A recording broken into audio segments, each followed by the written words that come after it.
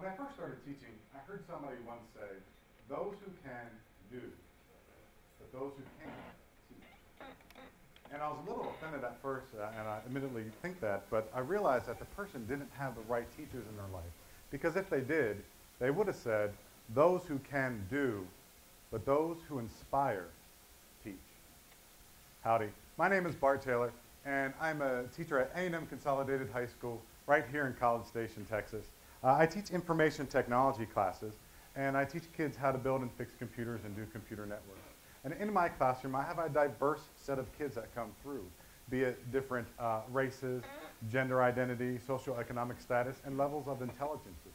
But when they come into my classroom, I realize that I not only have to teach them my curriculum and what I do, but I'm also responsible for teaching the ways of life to them. And so over the years, I've seen a few motivational tools, and I want to share them with you all today so we all can understand how to generate the next generation of learners. So what I need everyone to do is think back to an educator that made the biggest impact in your life. It could be an elementary teacher, a high school teacher, a current college professor. But what was it about that teacher that made the biggest impact on you, that made the biggest impression? Was it their classroom? Was it the way they spoke? Was it the way they taught the lesson? For me, it was my high school calculus teacher named Jack Hannon. AP Calculus is a hard subject, as a lot of us know. But he found a way to make teaching calculus engaging. We would have lessons Monday through Thursday, and on Friday we would have a test. And on that test there was a 10-point bonus question.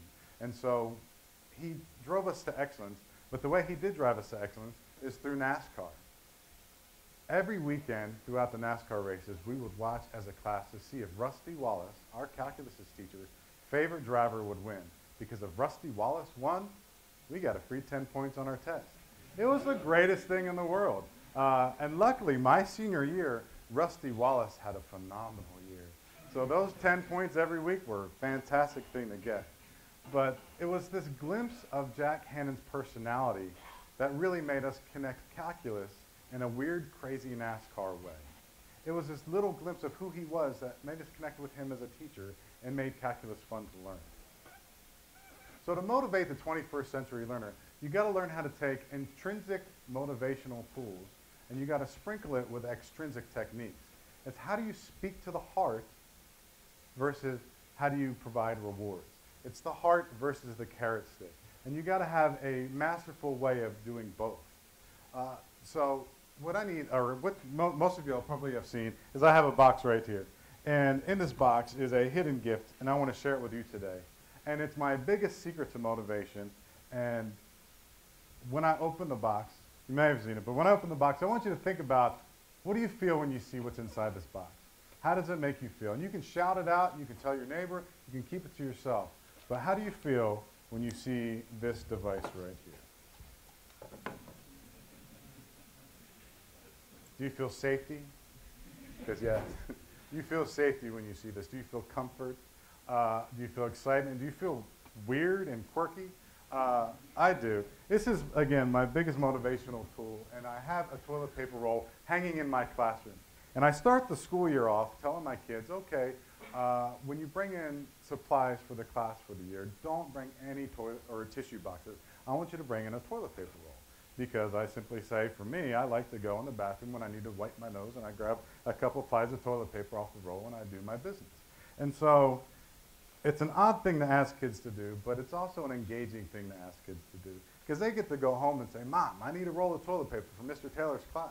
And they say, why? And they say, I don't really know, but he wants us to bring toilet paper in. But it's great. The sense of comfort, the sense of security from having toilet paper on the wall, one, allows kids to wipe their nose when they need it, but it also gives them a sense of who I am in my classroom. Just like NASCAR was our connection to calculus, toilet paper is, I guess, my kids' connection to learning computer technology.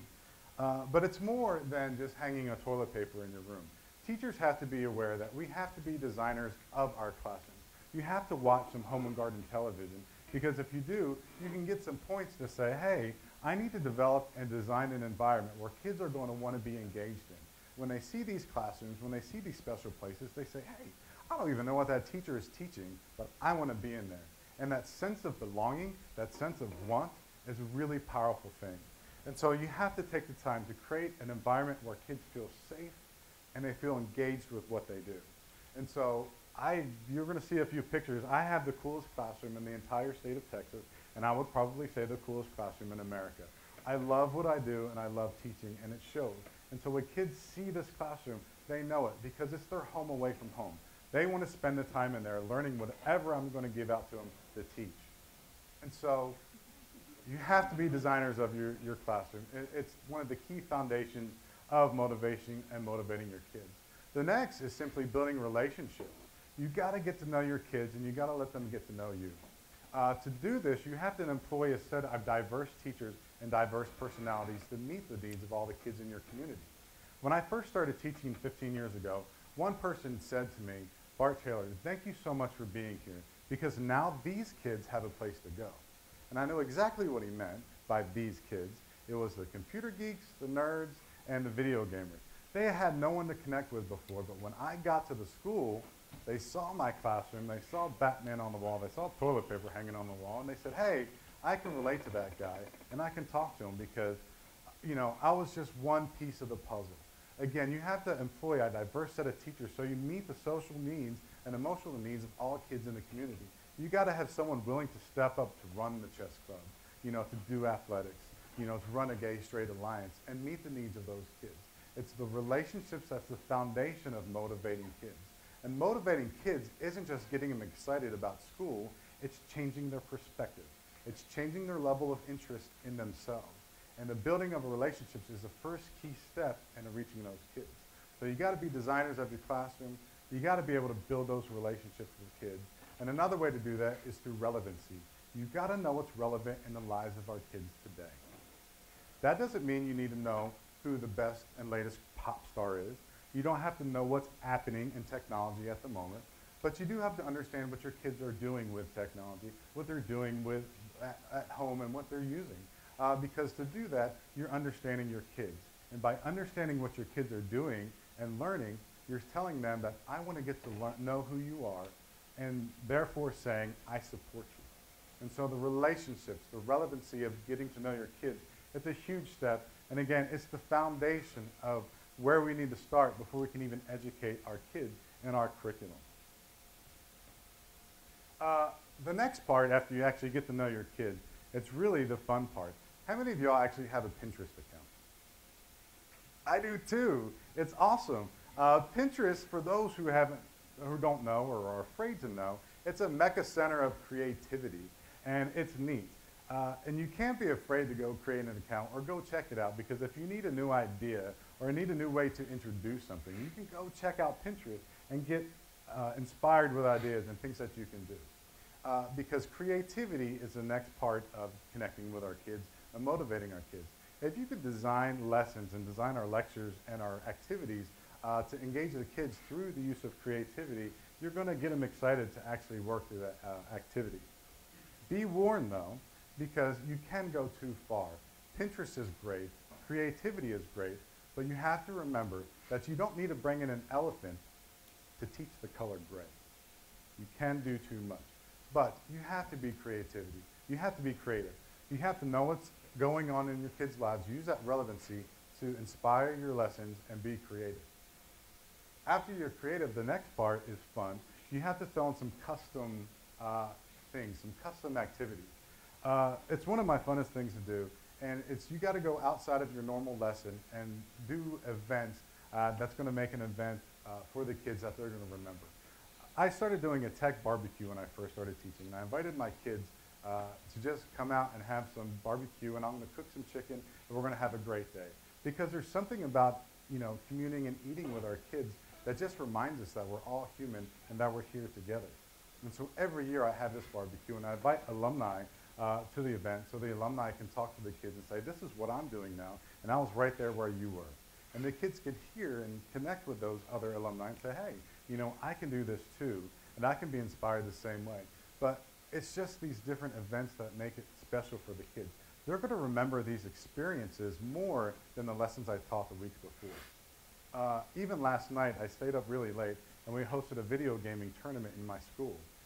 We had probably 200 or 300 people there, and it was insane. But I guarantee that my networking kids don't really remember all the lessons that led up to them hosting this tournament, but they're going to remember that tournament for the rest of their lives.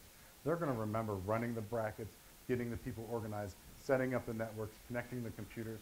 They're going to remember that experience, that custom fun event, more than the lessons about TCP/IP and network infrastructure. And so it's taking the moment to step out of the box and say, I know I need to teach these kids this instructional piece. However, I need to do something for the kids that's going to give them that experience. You know, I have a lot of teacher friends that do random, crazy, fun things. Have a waffle bacon day at school. A friend of mine cooks his kids breakfast before their AP test just to give them a meal and get them inspired so they're set up for success.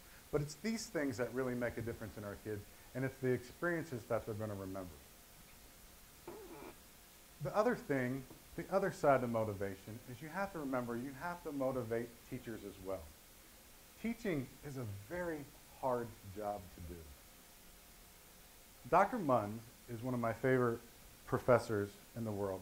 He saved my life, and he made me who I am as a teacher. He told me, it's your attitude, not your aptitude, that determines your altitude.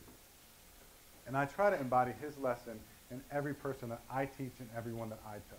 I have it hanging in my rooms for all to see, and so they know how much he means to me. But I would be doing Dr. Munns a disservice if I never told him how much he means to me, how much he changed my life and makes a difference in who I am as an educator. And so if you think back to that educator that made a difference in your life, have you ever taken the time to let that person know? Because if you haven't, you need to. It doesn't take long, especially with technology nowadays. You can send an email, you can send a text, send a fun picture. But you need to remind the people that have educated you, that have inspired you, that they are making a difference in your life, that they are making a connection with you, that we are doing our job as educators. Again, teaching is a very hard job, and you have to motivate your roots. You have to motivate the people that made a difference in you, and you have to step up to tell them. I'm tasked with educating the hearts and minds of students for life, and it's a hard thing to do. You know, I can understand if I got their mind correct. I can test them on that. But how do I know if I reached their heart or not? Luckily, over the years, I've received a few letters from my kids, and I keep them in a very close chest. And I use them whenever I need a little fuel for my fire, for my passion, for my craft. And recently, I took them out because I did need some help, reminding me why I'm a teacher, why I'm an educator. And as I read the letters, I probably had one of the greatest days of my life. But I got to one of the letters, and it said, T, you taught me to face life with a smile, because no matter what, life is going to smile back at you. And so it's these simple things as a smile that really make the difference. And when I read that, I just saw that I knew I had reached her heart. And in reaching her heart and motivating the heart, I'm creating a lifelong learner. And so again, teaching is a hard job. And some of the techniques and tools that I talked about today are very simple. I mean, make a cool classroom, pretty easy to do. You know, be creative and have creative lessons and get to know your kids, get to know your students and the people around you. Those are very simple things to do. But there's power in a smile. There's power in those relationships. So get to know your kids, make crazy spaces, and just remember, teach them to smile. Thank you very much.